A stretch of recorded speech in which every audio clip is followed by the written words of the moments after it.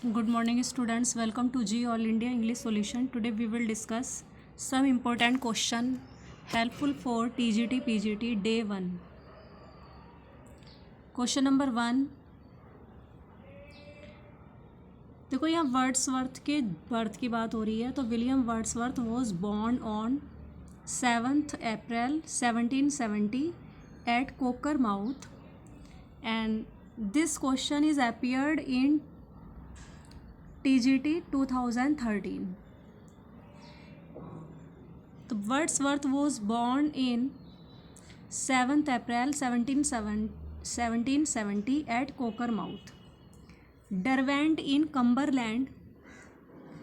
डरवेंट में कोकरमाउथ में ये पैदा हुए थे, जो कि कहाँ पर है, कम्बरलैंड में। और ये एक पार्ट है किसका, सैनिक रीजन का पार्ट है, जो कि कहाँ है, north western England, and it is known as the lake district.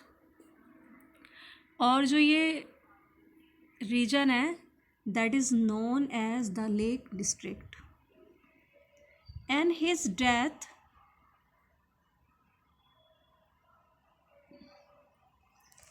तो he died on 23rd April 1850 of pleurisy. Pleurisy से इनकी डेथ हो गई थी 23rd April 1850 में, एट द एज ऑफ 80 की एज में इनकी डेथ हो गई थी। And he was buried at saint Oswald's church Grasmere. This is very important question. तो he was buried at saint Oswald church Grasmere. और जो प्लूरिसी है, this is a kind of disease related to फेफड़े व छाती की दीवारों के बीच जो झिल्ली में सूजन उत्पन्न हो जाती है, तो दैट इज़ प्लूरिसी। इसमें ना सांस लेने में बहुत ज़्यादा दिक्कत होती है। नेक्स्ट क्वेश्चन, विलियम वर्ड्सवर्थ के जो फादर हैं वो हैं जॉन, जो कि लीगल रिप्रेजेंटेटिव हैं जेम्स लोथर के। जेम्स लोथर के ये लीगल रिप्रेजेंटेटिव हैं, और बाद में ये लॉन्सडेल के फर्स्ट अर्ल बने थे, जेम्स लोथर। तो legal representative of James Lowther, afterwards the first earl of Lonsdale. इनकी जो मदर हैं वो हैं एन कुकसन।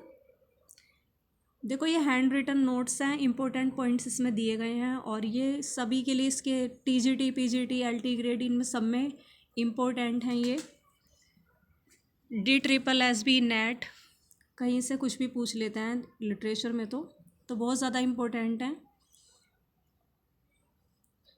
तो जो इनकी एजुकेशन हुई है वो हुई है होकशेड ग्रामर स्कूल में।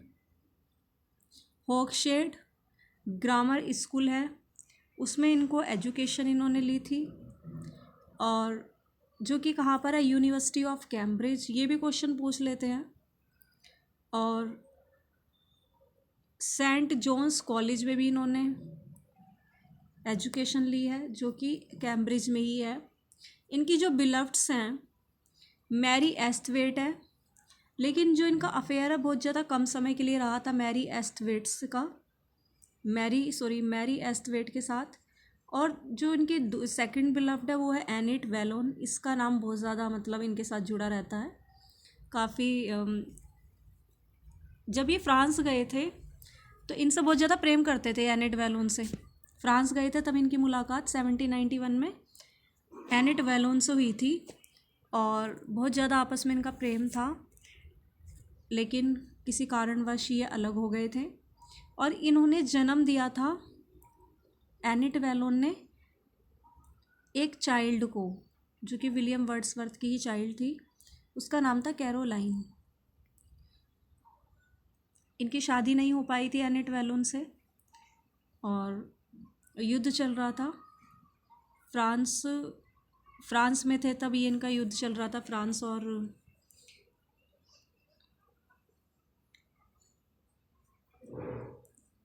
तो फ्रांस में थे तब फ्रांस में एनिट वेलोन से इनकी मुलाकात हुई थी।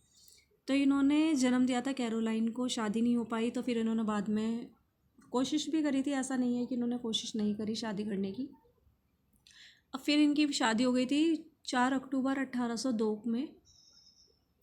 4 अक्टूबर 1802 में हुई थी मैरी हचिनसन से, जो कि इनकी स्कूल फेलो थी पेनरिथ में।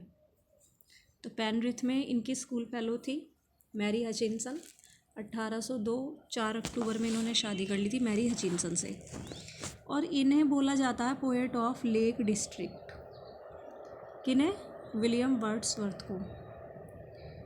और जो इन्होंने लिरिकल बैलेड लिखा था वहीं से रोमांटिक एज की शुरुआत हुई थी। और रोमांटिक एज को एज ऑफ वर्ड्सवर्थ भी बोला जाता है। This is very important question. तो romantic age is known as age of Wordsworth. इन्होंने जो लिरिकल बैलेड लिखा था उसमें जो प्रीफेस ऐड करा था वो करा था 1800 में।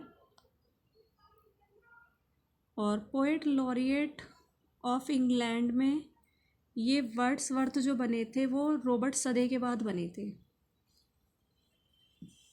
रॉबर्ट सदे के बाद वर्ड्सवर्थ बने थे 1843 टू 1850।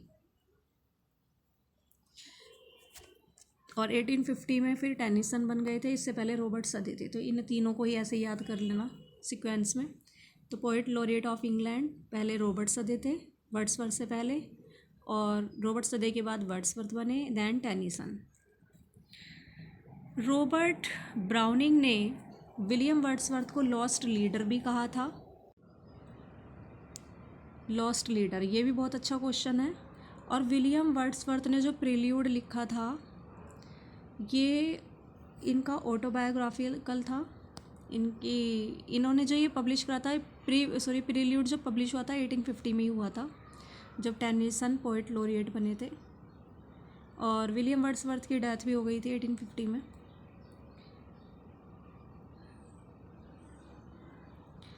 विलियम वर्ड्सवर्थ का एक वर्क है लंदन 1802।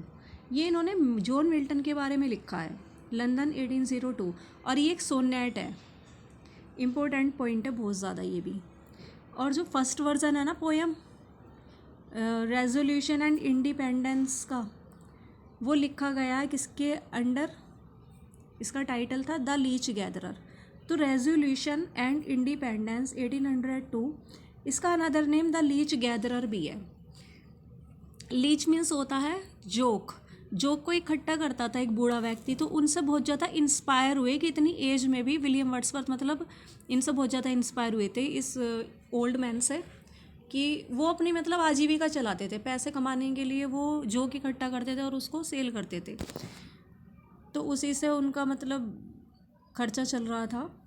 तो उन्हें देख के बड़ा विलियम वर्ड्सवर्थ बड़े उस दिन मतलब निराश से थे, लेकिन उन्हें देखकर बड़े वो ऑप्टिमिज्म हो जाते हैं बहुत ज़्यादा। मतलब उनके अंदर से जो पैसिमिज्म थी, निराशावाद जो उनके अंदर वादिता जो छाई हुई थी वो चीज़ हट जाती है उनके अंदर से। और बहुत ज़्यादा इंस्पायर होता है कि इतनी एज में भी ये वर्क कर रहे हैं। बर्न्स एंड चैटरटन, देखो इन दोनों पोएट का नाम है ना, रेजोल्यूशन एंड इंडिपेंडेंस पोएम में हमें देखने को मिलता है। जबकि रेजोल्यूशन एंड इंडिपेंडेंस 1802, इनका अनदर नेम क्या है? द लीच गैदरर, जो कि एक बूढ़े व्यक्ति की कहानी है। तो इसी तरीके से आपको ये पॉइंट देखने को मिलेंगे। प्रैक्टिस सेट भी हमारे चलते रहेंगे इधर। और ये अलग से कोई पॉइंट मतलब हैंड रिटन नोट्स हैं, तो जो इम्पोर्टेंट है वो मैं आपको प्रोवाइड कराती रहूँगी वीडियो के माध्यम से। और डेली आप ये देखते रहना और नोट्स अपने बनाते रहना। Thanks for watching this video. Please like, subscribe and share.